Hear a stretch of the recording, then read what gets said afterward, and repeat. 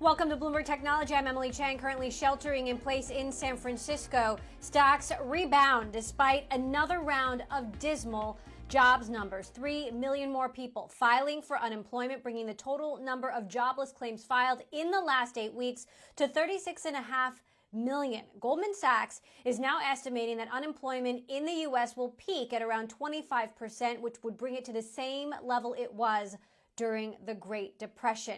Shares of U.S. bank stocks looking very weak compared to tech stocks, which have been buoying these rallies. I want to bring in our Bloomberg Markets reporter, Taylor Riggs, who followed the remarkable turnaround today. And Taylor, what an incredible rally. We saw these huge losses on the back of these jobs numbers that unfortunately we're just getting far too used to. What drove the reverse? Yeah, it was really incredible this morning coming in and looking at some pretty big losses and really just in the final hours or so, managing to reverse that and really post some of the gains. I would only note that the only sense here of caution is that tech is not leading the gains. Tech really, for one of the first few times, has been the underperformer here. Let me just caution you with this, that on the downside, for example, in the last 2 days, the good news was tech was not leading the losses. You had companies like Microsoft, Facebook, Amazon, Apple, Netflix, and Google all sort of being held in there in a meaningful way. But of course, when they are not leading the gains on days like this, when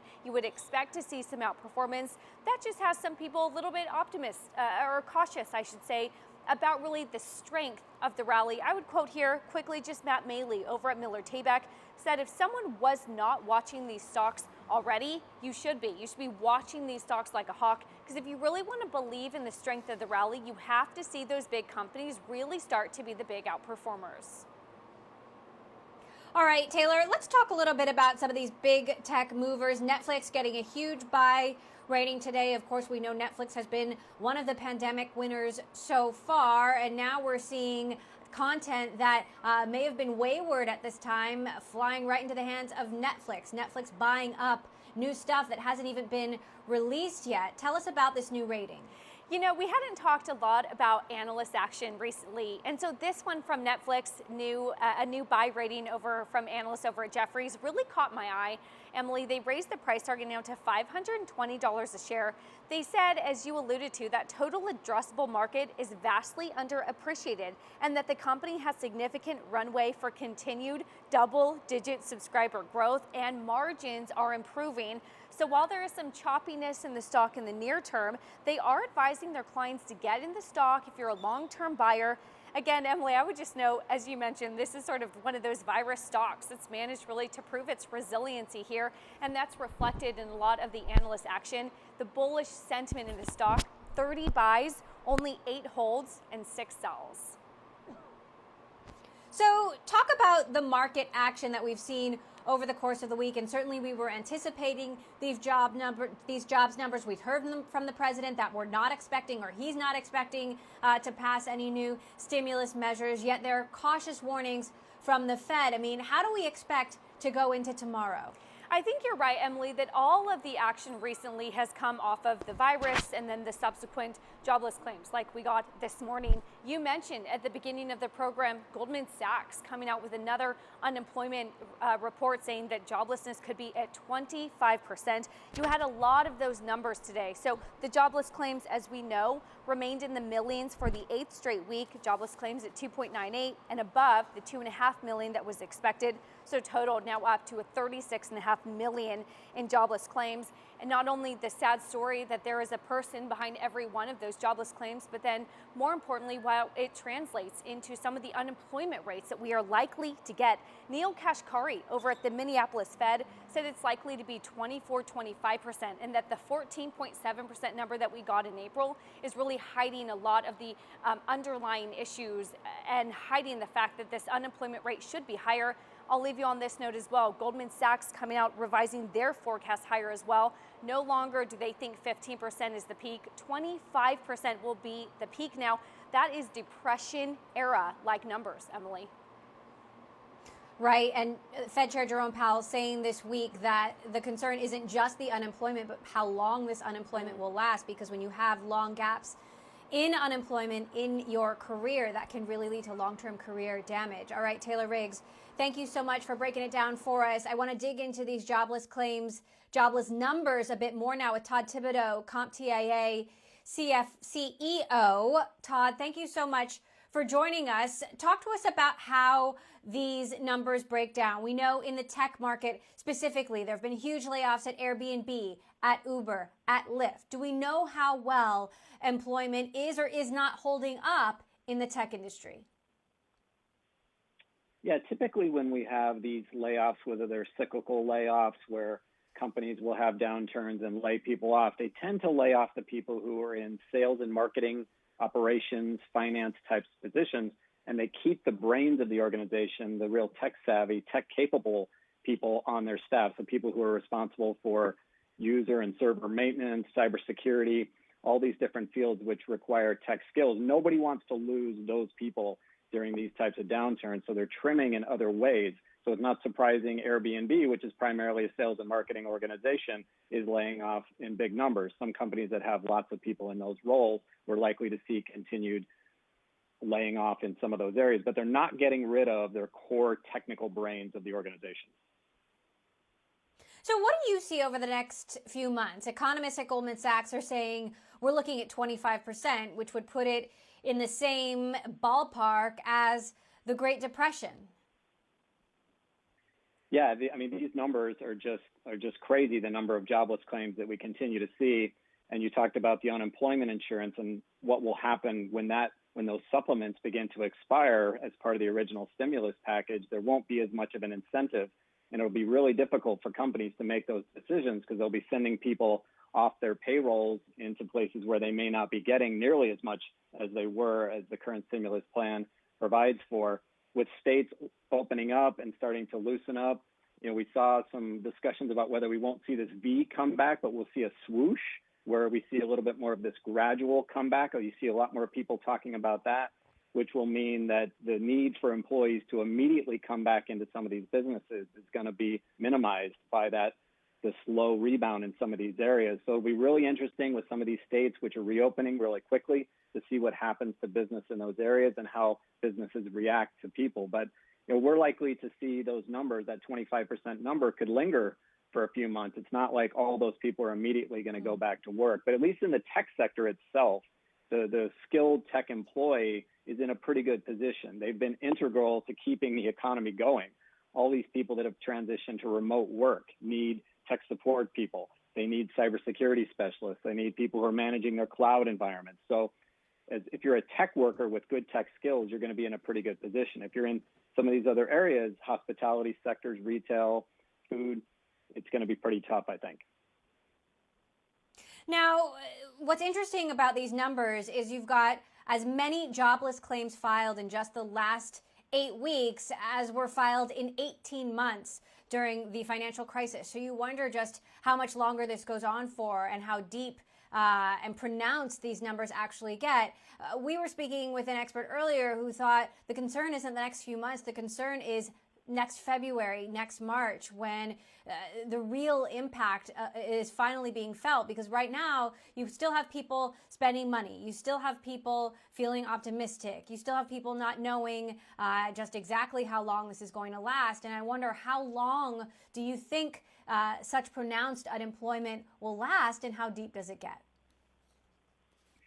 I think what you've been hearing and what we've been hearing as well is likely to be the case, something that stretches into next year before those people get back.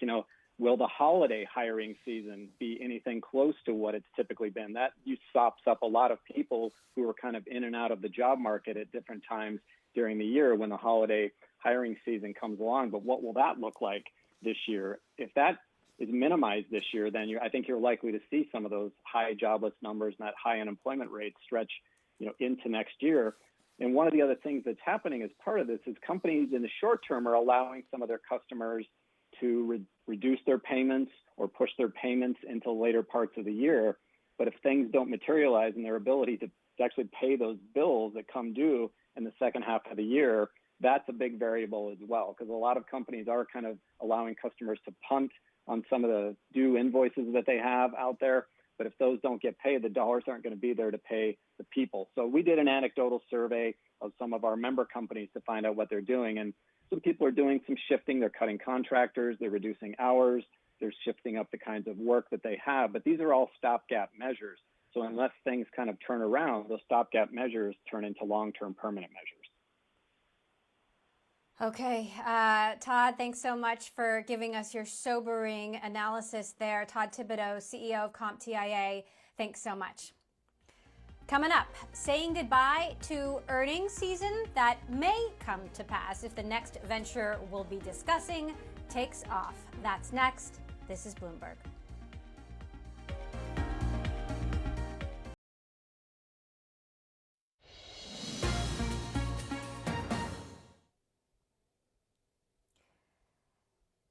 Silicon Valley author Eric Ries is looking to move away from so-called quarterly capitalism and get companies to focus on the long term with a new venture called the Long-Term Stock Exchange. Eric Ries joins us now along with Bloomberg's Shonali Bosick. And Eric, we know you the best from your hit book, The Lean Startup, and now you've got this new venture of your own, which will involve taking on very well-entrenched exchanges like the New York Stock Exchange and the NASDAQ.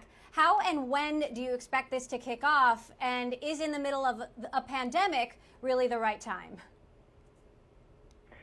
Thank you very much, and appreciate the kind words. You know, if it was not for the pandemic, we would have been live by now with our trading platform. I've been working on this project coming up on 10 years, so it truly has been a long-term venture. And we got approval from the SEC to begin operations, and things were looking like that would happen, around this time, except for the pandemic. With financial markets the way they're at, and especially with the stress and pressure that both the member firms, the banks, and the regulators are under, we didn't feel like it was really safe to have people try to launch the exchange now. So we're in a bit of a holding pattern as we see how financial markets unfold. But the good news is we put long-term right in the name of the company, so everyone knows to be patient. So even with the COVID delays, I'm wondering, we have a lot of these companies across America that when they're thinking of their stakeholders, there are a lot of layoffs happening right now. Employees are a major stakeholder. So how much are companies willing to think about the long term while they're focused on the short-term margin pressure here? You know, it's a really interesting timing because that conversation about stakeholders was just starting to take off, and I think when times are good, when we're in the boom times, as you say, as margins are expanding, it's easy to have lofty rhetoric about taking care of stakeholders.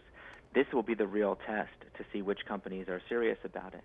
And I think it's important to note that having employees as a stakeholder doesn't necessarily mean you'll never do layoffs. These are still businesses after all, and providing secure employment and running a sustainable business is part of their obligation.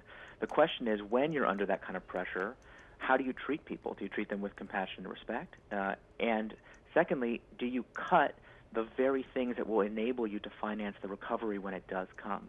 So I've been keeping a close eye on the companies that I'm talking to, advising, are they cutting R&D spending? Are they kind of pulling back from their larger vision? Or are they trying to sow that seeds of future prosperity? So what kind of firepower do they have to sow those seeds, as you say, of future prosperity, especially because the margins are so compressed?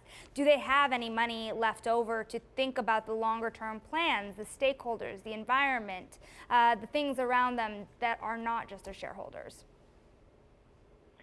The advice I've been giving to companies is this is the time to reaffirm that people come first and not just have that be an empty mantra.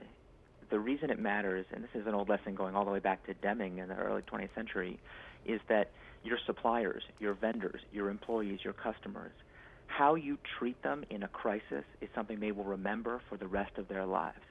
And so companies that have this short-sighted view that feel like they can use this opportunity to squeeze, to cut costs, to treat people unfairly, maybe they can get away with it in the short term. Everyone's distracted with COVID.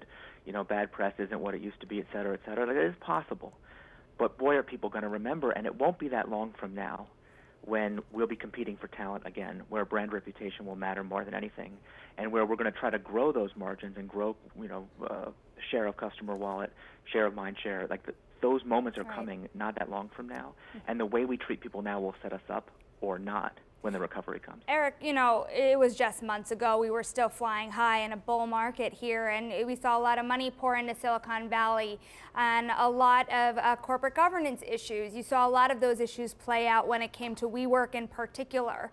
When you're looking at Silicon Valley now, has some of that behavior reined in now that the investing environment has changed? It hasn't been as dramatic as you might think. I think it's important to see things like those governance issues as a really extreme reaction to an extreme problem. And yes, there's been some bad actors, but I think on the whole, founders of these companies, they are looking for a way to preserve their culture, preserve their ability to think long term while still accessing public markets. And the solutions that have been put forward in the past, I kind of view as very binary. You know, one stakeholder rules over the other arbitrarily. The idea with LTSE was to try to paint a middle ground, to say, hey, there's a better, more principled kind of governance that's available, and the really good companies should want to do that because it sets them up to be true partners with their long-term investors over the life of their company.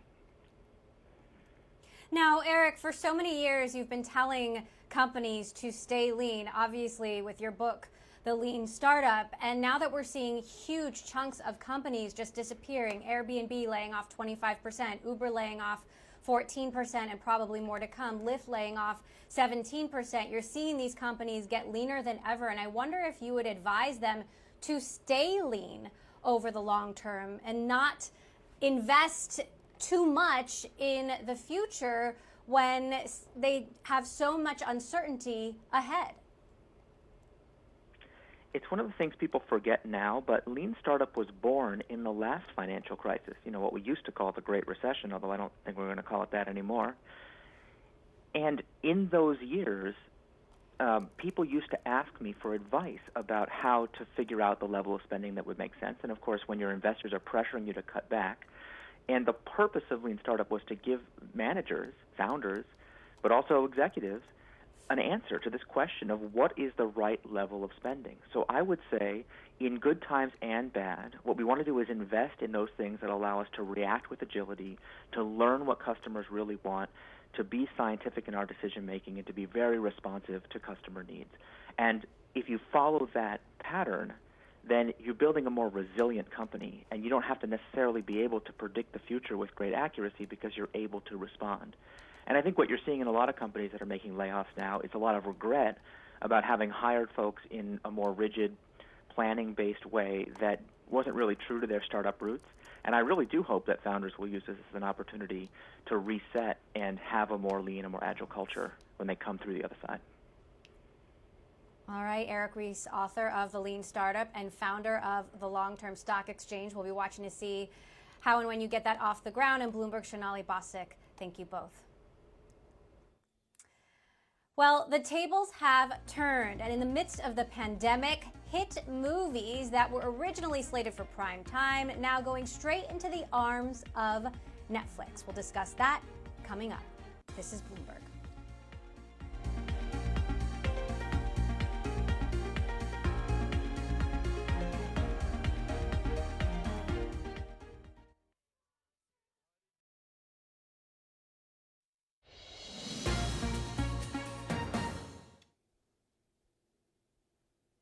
Netflix is said to have purchased the movie Bad Trip from MGM. It was slated to be released in theaters, but now, in the midst of the pandemic, going straight into the arms of Netflix. We've got Lucas Shaw, our Bloomberg News reporter who covers entertainment for us. Lucas, what do we know? Well, you have two competing events happening at the same time right now, which you have a bunch of movie studios who don't know when they're going to be able to release their movies in theaters. So in that case, that's MGM. They have this movie Bad Trip. It was supposed to be at South by Southwest in March. It was supposed to be at theaters later this year.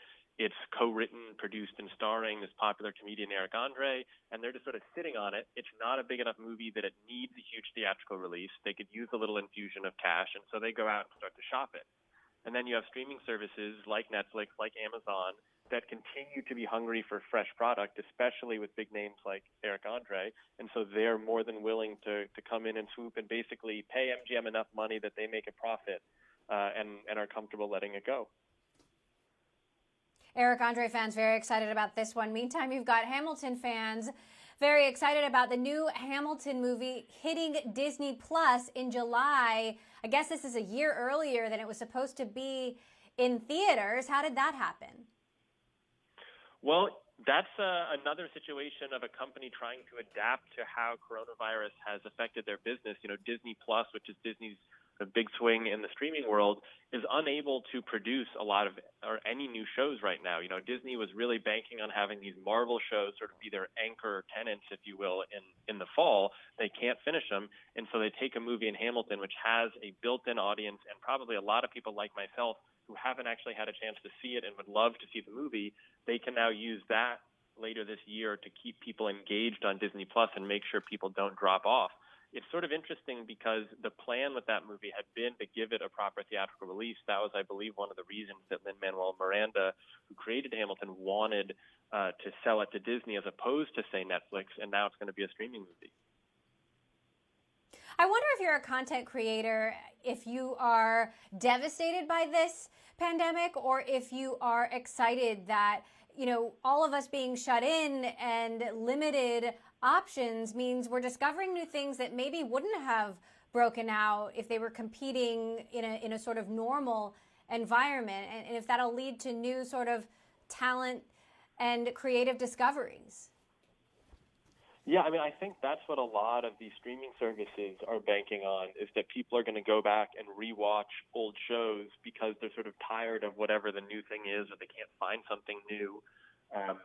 As far as the talent goes, you know, they're probably having mixed emotions because on the one hand, they can't create in the way that they'd normally like to. They can't go out and film a normal TV show or a movie. But it does give them an opportunity to try new formats, and it certainly gives them an opportunity to kind of to tout their old work. You know, you're seeing all sorts of podcasts and other creations just around old shows, whether it's The Wire or The Sopranos.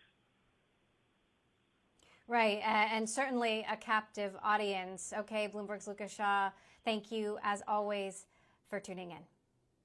All right, coming up, 100 million doses of a COVID-19 vaccine by the end of the year. Is that possible? We're going to hear from Dr. Gregory Glenn, president of R&D at the biotech firm Novavax, which is working on its own vaccine candidate. He will give us the progress coming up next. This is Bloomberg.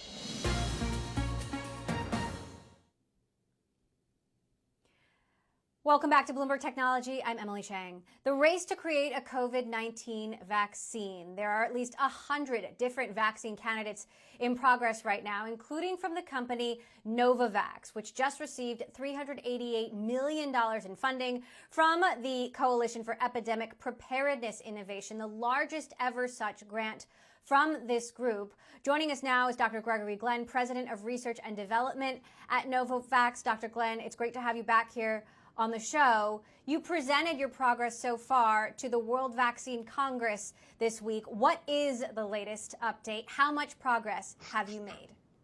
Well, this first of all, this validation of our technology by CEPI is really wonderful. As you said, it's so enabling and in the process of the race for us, and we see it as a race against the pathogen, really not other companies. We know that there have to be several vaccines that are licensed here. So we are racing against the virus, and this is very enabling for us.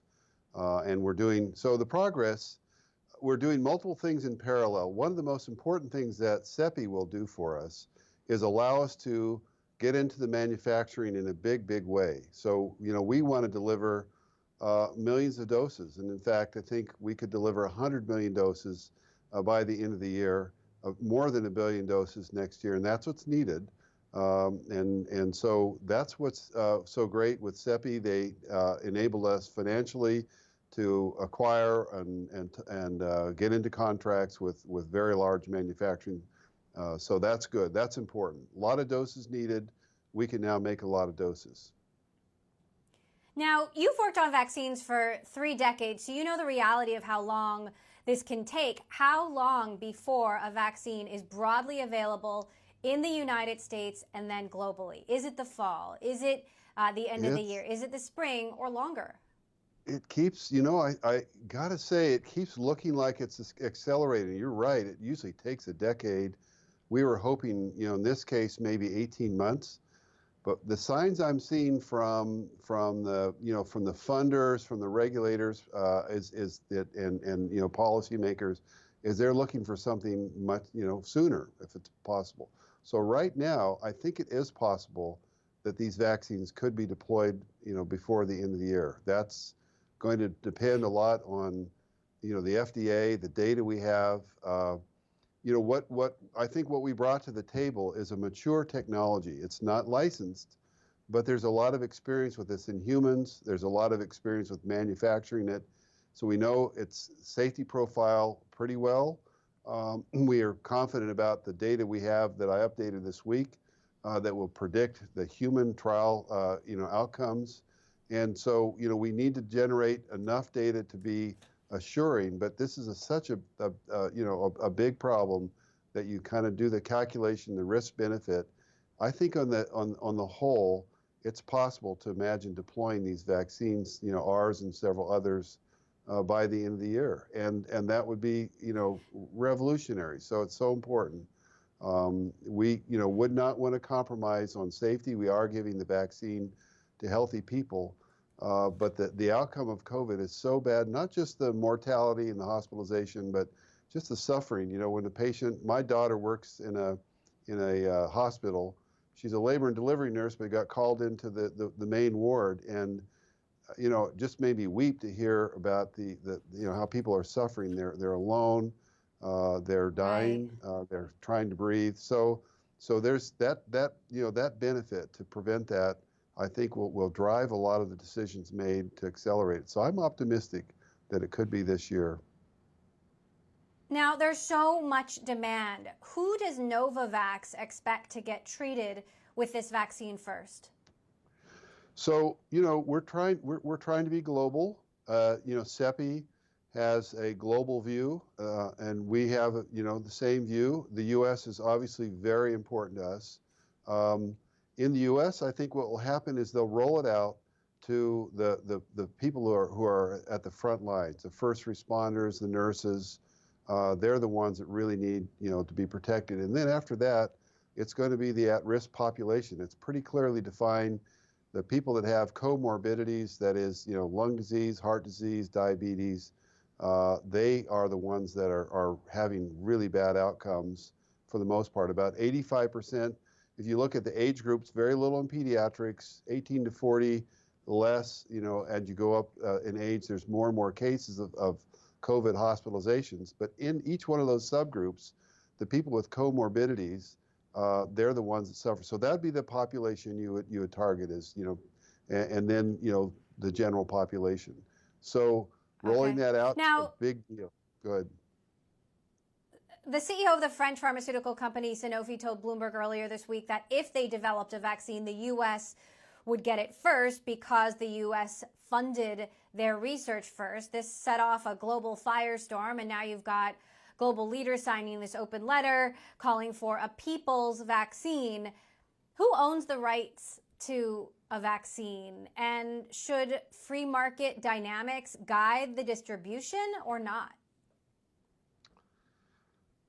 This is probably not my full expertise, but it is an interface between public-private, needs, and so it's a long history. I don't see that there's going to be a giant conflict. There's been a long history of vaccine makers interacting in the U.S. with public health authorities that, in the case of flu, they fund, they recommend, the CDC evaluates that, and the companies distribute it. So what might be different here is to employ mass vaccination. So it's not a new thing for companies to cooperate with governments. Our goal is to have manufacturing. So we have a technology that can be transferred. It doesn't take anything away from what you can do in the U.S. to send we have a clone. We can be sent to Europe, for example, And so we have plans to have European, Asian, and U.S. manufacturer. And, in each setting, that vaccine can supply, sufficient doses for that population. So I think we want to cooperate with the U.S. government with their needs. They have a number of irons in the fire, if you will. And so we'd like to be part of that solution. I'm not sure, there'll be a conflict. One part of the, value of working with CEPI is they have a global access outlook, and so we very much want to do that. So we can essentially light many campfires. Many people can warm their hands around the world by spreading out the manufacturing. So one reason we got funded is we have a very high yield process, so we can make a lot of doses quickly. And that's our goal. So we want to be part of the U.S. solution, part of the global solution. Now, I hear your optimism, and obviously you're on the front lines and you know so much more about this than the rest of us. But if history gives us any indication, the fastest a vaccine has ever been developed is 4 years. Scientists have been trying to come up with an HIV vaccine for decades, and it hasn't happened. Of course, this disease is very different, but what are the chances that we can't develop a vaccine in the near term or even in the next few years? Is there a risk of that? Because there's so much we don't know about this disease. Look, it's a respiratory virus. We know a lot about how it infects people. We know, in other settings with other viruses, how to make a good vaccine. So I just think we're going to tap into a long history of being able to make a good respiratory vaccine. What's been absent, frankly, is funding and the will to get there with a novel respiratory vaccine. So I think all the learnings about some of the related pathogens like MERS and SARS, influenza, there's other viruses like respiratory syncytial virus. We know that there are products that are immunologically based, immunization or monoclonal antibodies that can block these infections. So we know the mechanism by which this infects. There's every reason to think that science, that clinical experience, that's going to be applicable here. I think we have a very, very good chance of having a vaccine that will be highly protective. Now, there's a lot of competition here. You've got Moderna getting ready to go into phase 2 of their clinical trial. What are the biggest challenges you see over the next few months getting to where you want to go, and the possible bottlenecks that could slow this down? Yeah, well, that's really, so for us, execution on a clinical trial, so we're enrolling in our clinical trial now. We have, we map out all the steps that have to be taken. It'll be an assessment of the immune response, providing that information to the FDA and other regulators, and starting up a trial. So that's a well-trodden pathway for us execution-wise. The other thing we're working on is, so to our earlier discussion, we need to scale this up. So, we're working on that in many places in parallel to get the facilities to make a lot of doses of vaccine. So, look, anything can go wrong on that pathway. So far, it's been smooth. But I expect that to continue. This is the territory we know really well. We're a mature technology. We just unblinded a pivotal phase 3 better flu vaccine, I call it, novel flu vaccine in March. We just, it's closely related. It's a respiratory virus. It's a nanoparticle like what we make. And so the formulation is very similar. So I just think it's execution time. And what's so big about this week for us is we needed the funds, and these are really enabling funding events that we have. So we now have the people, the facilities. We can tackle this problem. We're so grateful for the funding to do that now. Okay, well, I think we all need some good news, and that was about as optimistic as I've heard about what's going on in the race for this vaccine. Dr. Gregory Glenn, Novavax President of Research and Development, thank you so much for taking the time with us today. Thank you so much. All right, coming up.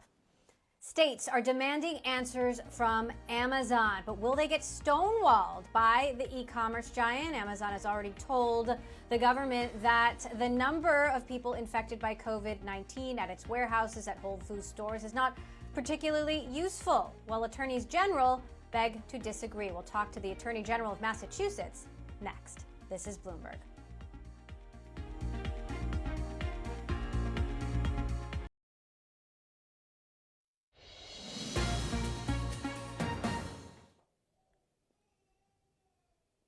More than a dozen attorneys general have asked Amazon to strengthen worker protections in the midst of the pandemic. They are also asking Amazon for a state-by-state breakdown of the number of workers who've been infected by COVID-19 and have died from COVID-19.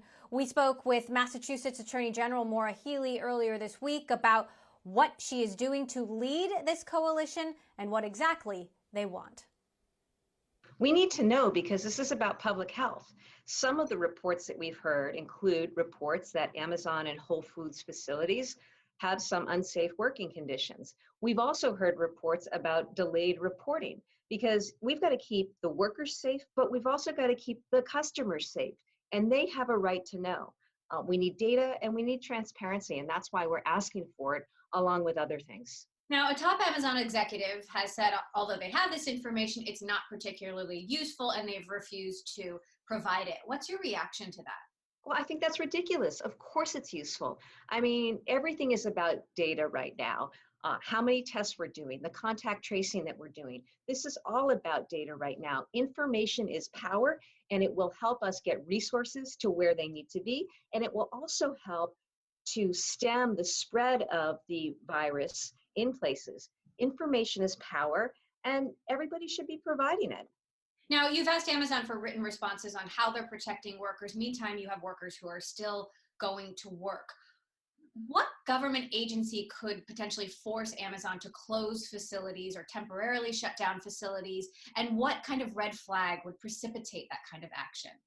Well, I think right now, when it comes to working conditions, we're talking about a couple of things. We've heard about a lack of PPE for workers and lack of controls like social distancing. I believe my office can have a role here, and that's why we've gone after Amazon and Whole Foods. I also believe the federal government through OSHA has a role here. But this is really, really serious, and I think that there are avenues. Unfortunately, what I'm looking for, though, is for Amazon and Whole Foods to just step up and agree to these things. Agree right now to provide the PPE and the social distancing.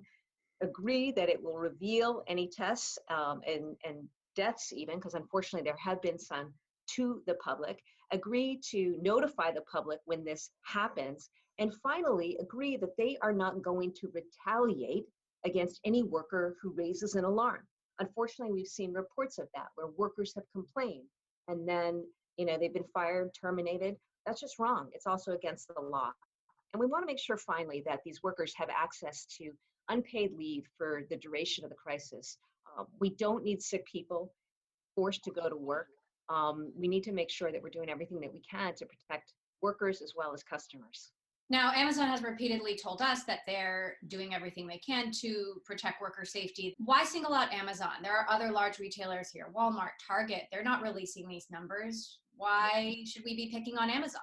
Well, I'm just going from the complaints that we've received, okay? And it's certainly the case that Amazon has done more in response to an earlier letter we sent asking for them to adhere to state paid sick time laws. So no doubt Amazon has done more, but Amazon could do even more. And Amazon, Whole Foods, I mean, these are businesses that stand to make boatloads of money through this pandemic. You look at the amount going through Amazon distribution facilities. So we're asking them to use their resources to make sure that they're doing all that they can to protect their workers and to protect public health. And I will certainly take it up with anyone else out there who is engaged in behavior or conduct that we think isn't up to where it needs to be in this time. You mentioned contact tracing. I wonder how concerned you are about contact tracing and privacy issues, or if you think that those issues take a backseat to a public health crisis. Well, I think that's probably true, that we've got to prioritize right now public health. I understand that there are real privacy concerns, but I think that we can find a way to protect people's privacy, to confine it to those in public health who need access to that. It's in the interest of public health. These are unusual times. They call for unusual but immediate measures. And I think there's a way for us to do both. Massachusetts has reported more than 5,000 deaths from COVID-19 so far. And like in many states, there's this tension between the people who think it's not safe to reopen and the people who think the time to reopen is long past. Where do you stand on how and when Massachusetts should reopen? I know that everyone is anxious to get back to work, to see stores open, to get back outside. But we've got to be really careful here. I mean, Massachusetts has the fourth highest rate of infection in the country, third highest number of deaths. We've got to be really careful about how we do this, because when we reopen, inevitably we're going to see more infections. And again, it's about controlling the rate of infection, because we don't have a vaccine, we don't currently have a treatment. And so we've got to make really smart, strategic decisions. I know it requires patience. And obviously, there's a huge economic issue right now with a lot of people not able to work, businesses not being able to be open. We've got to be careful. You've also been investigating cybercrimes tied to COVID. What are some of the most egregious things that you're seeing? Oh, some outrageous behavior. I mean, the federal stimulus money, what we saw is people go online, send emails, send texts to people, pretending to be from the federal government, offering checks and money for a fee, or using it as a way to get people's financial or personal information. We saw a lot of scams around fake coronavirus vaccines or treatments. And we've certainly seen price gouging. I mean, outrageous prices for any number of items, some of it related to sanitizers and masks, some of it related to things like toilet paper. And so, unfortunately, with any crisis, we see people who will use that as a way to exploit vulnerable people. And we've made a really concerted effort in my office to shut that down. Amazon and eBay, those are some of the companies that have been trying to fight price gouging. What more can your office do to get this under control? Well, I think it's good to know that a group of us states reached out to the platforms, Amazon, Craigslist, eBay, and asked them to partner with us in monitoring for scams and monitoring for price gouging. They are doing that. We encourage them to do more of that. We're going to need it. And then the public should continue to report things to my office so we can take quick action when we become aware of those issues. Now, going back to Amazon and the state of big tech, on a related note, various states and the federal government have been looking into the power of big tech companies. From what you've seen so far, do you believe that big tech companies like Amazon, like Facebook, Alphabet, Apple, do these companies need to be broken up? Well, I think that they really need to be carefully looked at, and I think there do need to be some real policy changes and regulatory changes adopted for these platforms. The fact of the matter is these platforms really control the world. They control our communication flow, our access to financial services, to healthcare, to online learning. They have an incredibly powerful and important role to play in our economy and frankly, all aspects of our lives. With that comes a responsibility. There are responsibilities around data protection and privacy and the misuse of information.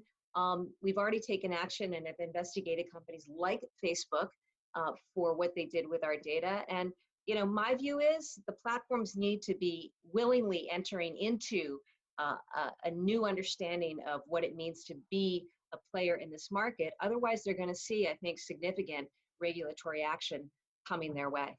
As you mentioned, your office has been involved in actions against Facebook, including their record $5 billion settlement with the FTC. You launched an investigation into their handling of our data when it comes to Cambridge Analytica. How forthcoming and cooperative has Facebook been in working with you? They haven't been, and we've taken them to court. We've won. They fought us on the production of documents from the very beginning. But again, they were ordered by a court recently to turn over those documents. So, look, I get that historically tech companies have not welcomed government intervention. They'd like to sort of remain apart. But, frankly, Facebook has operated with an arrogance and also in some instances an incompetence that's frankly unacceptable. And it's hurt a lot of people, consumers, our economy.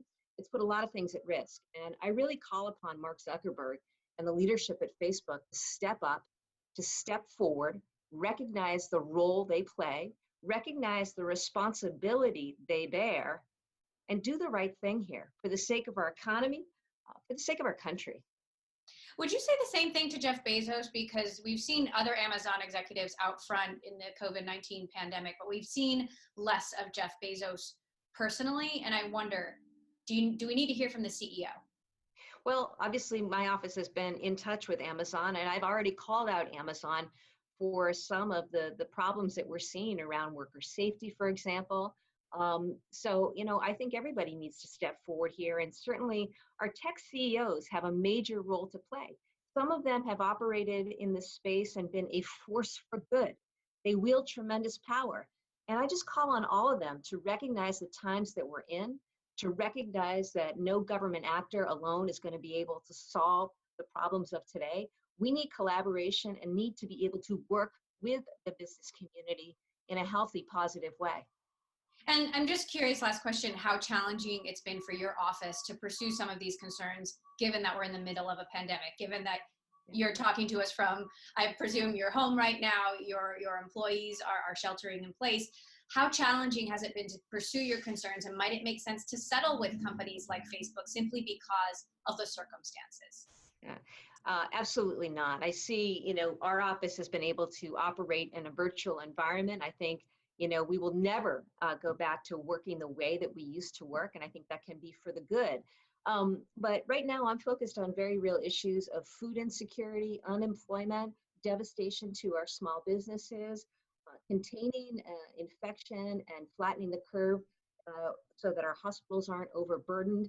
I mean, these are the pressing issues of the day, along with the work that has continued traditionally out of an office like mine. So, no, now's not the time to fold. Now's the time to make sure that we are getting what we need, and that those who need to be held accountable, COVID or non-COVID related, we're going to continue to do our job as state AGs.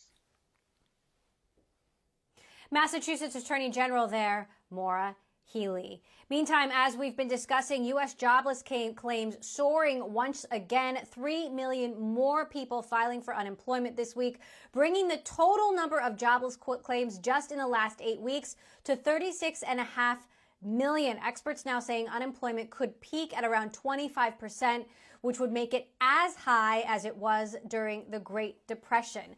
Meantime, some headlines that have been rolling in throughout the show. The New York Stock Exchange has announced it's planning to reopen its trading floor partially on May 26th. They'll be operating with a reduced headcount. The NYSE again reopening partially on May 26th.